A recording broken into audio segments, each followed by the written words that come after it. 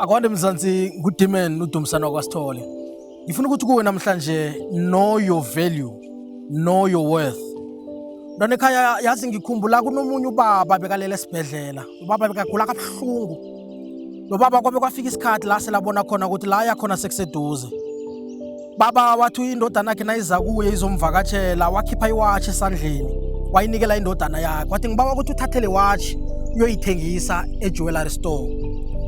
Lo mntwana wathatha iwatch wakhamba nayo ejewelry store. Nakafika ejewelry store bamtshela ukuthi iwatch le iwatch akade ngeke sikhona ukuyithenga. If siyakateleleka ukuthi siyithenge sokunikela i-R30 kwaphela. Waba very disappointed wabuyela kubaba wathi baba labantu bangirara ngibanikela iwatch banginikela i-R30 imali encane kangaka. Baba wathi balise mntwanami ithathe ukhambe nayo ku-pound shop. Mntwana wakhamba nayo ku-pound shop. Nakafika ku-pound shop bathi uyayithengisa bayicala bathi le watch ngiyakade and ine-scratch. So-ke sizokunikela i-R10. Warare kakhulu umntwana wabuyela kubaba esibhedlela ukuthi mara baba ungithuma njani ku-pound shop ngithi nangifikako lapha ngibanikela iwatch bathi iwatch le ngiyakade ine-scratch mhlambe bafuna ukunginikela yona bafuna ukuyithenga nge-R10. Baba wathi ungaphela amandla mntwanami ithathe ukhambe nayo ku-museum uyithengisa khona. Mntwana wathatha iwatch wakhamba nayo ku-museum.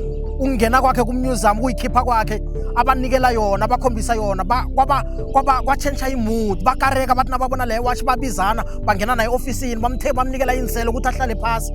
Bambuza umntwana ukuthi uyithethephi le watch wathi nginikele ngubaba baba naye wayinikela ngubabakhe.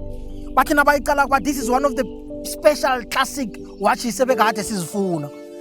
Ngale watch le mhlambe sizokunikela 267,000.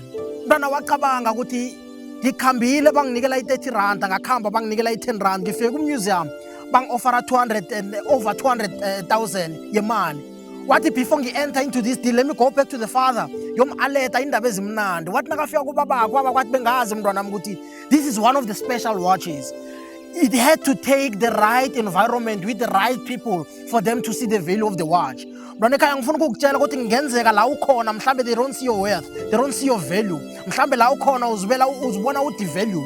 Mhlambe uzibona kwangala ujame khona mhlambe they don't appreciate you. Ngifuna ukukutshela ukuthi the environment okiyo nabantu ohlala unabo ngibo mntwana ekhaya bangakwenza ubonakala kwangathi mhlambe you are not powerful. Ifana nembewu mntwana ekhaya imbewu wayitshala phezulu kwelitshe angekhe yamila idinga bona ibe sehlabatheni onileko. That is why nawe ivalue yakho angekhe isavela usendaweni engasi right. You need to be at the right environment with the right people for your value to ukuthi ibonakale. Ungavumeli ukuphila nge-definition of other people's worth yakho ipilo.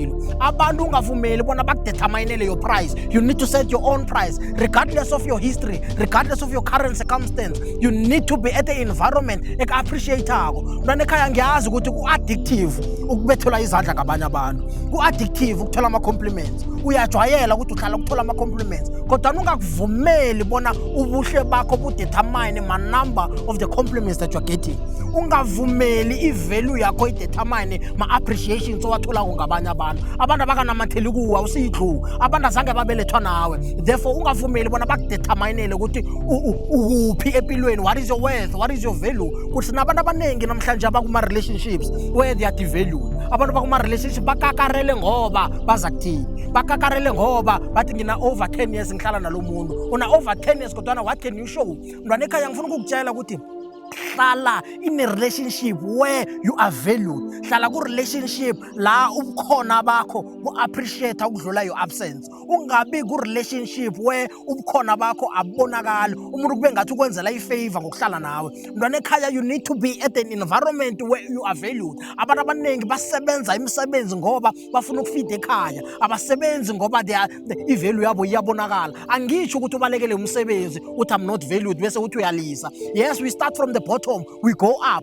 but you hlala at an environment where you are learning, at an environment where your growth has been enhanced, at an environment where la uphushwa khona ukuthi nawe ukhule. Abantu abaningi bakateleleke ukuthi bahlale emsebenzini kodwa aba-under depression. Sifonela abantu abaningi umuntu athi ngifuna ukuzikhunga ngifuna ukuzibulala ngenxa yokuthi usemsebenzini lo msebenzi ogcina uba yi-cause of i-depression yakhe. Ungavumi mntwana ekhaya ukuba sendaweni ekukhosela i-depression ngoba uphilo bakho is very useful. Uphilo bakho is very important to us. Impilo bakho is a solution foundation bemhlabeni. Ungaphili ngoba uyaphila, ungaphili ngoba uzakuthini, ungaphili ngoba uyakatelela, ungaphili ngoba kunento ephushako. Phila ngoba it's your decision yokuthi ufuna ukuphila. Ungaphili nje ngoba kunento ekatelelako ephushele khoneni. Know your worth mntwana ekhaya. Ulisa ukwenza izinto ngoba uyazenza. Abantu abaningi they are entrepreneurs kodwana solo batshela ukuthi baya exposewa, solo batshela ukuthi bayaphutshwa. Over 10 years wena solo uyaphutshwa. Mntwana ekhaya phutshwa for isikhathi esithize, helejwa for isikhathi esithize kodwa uzitshele ukuthi uzibekele isikhathi na ukuthi nami ngizibekele isikhathi esithize sokuthi ngiyafunda. Ungasolo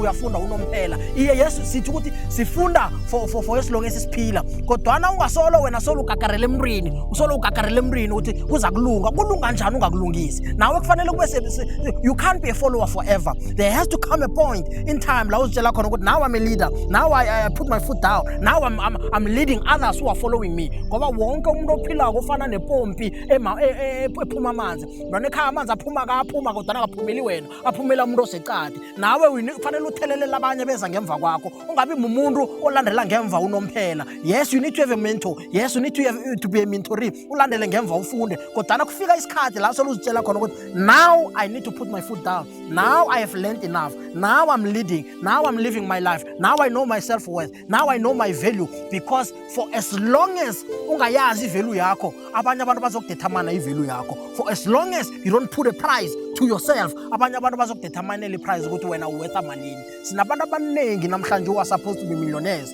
but bathola amasente ngenxa ukuthi they don't know their value. Sinabantu abaningi who are supposed to be great fathers but they are not great fathers ngoba bakuma relationship abaphushela babonakala ngathi bebantwana, ngathi besana, ngathi bentwana abancane. So you need to stand up uzitshele ukuthi I will be what God has called me to be. I will determine my value. Ngizokufika la uzima ufuna ukuthi ngifike khona. Mntwana ekhaya na ungakwenza kwenzeke. Ngiyazi ukuthi ungakwenza kwenzeke kodwa zitshele bona I will determine my price. I know my value, I know my worth. Yes, I'm learning but I want to be a leader. And siyafika isikhathi la kufanele ukuthi ulead khona, ukhambe ngaphambili. Khona ukuthi abanye balandele wena ngemva, bafunde kuwe, babize wena as a mentor, babize wena as someone that they are learning from, babize wena as motivation. Kesinye isikhathi ke bakonfuse nozimo ngendlela oziphatha ngakhona nangendlela ubahelebha ngakhona, baconfuse nozimo, bathokoze uzimo ngempilo yakho, bathokoze uzimo ukuthi ubabusise ngawe, bathokoze uzimo ukuthi uya the answer to their prayers ngendlela oziphethe ngayo. Banekhaya uzokufika la uzima ufuna ukuthi ufike khona. Know your worth, know your values. Ngingudimeni Dumsana wakwaSithole, uzuma inkosi.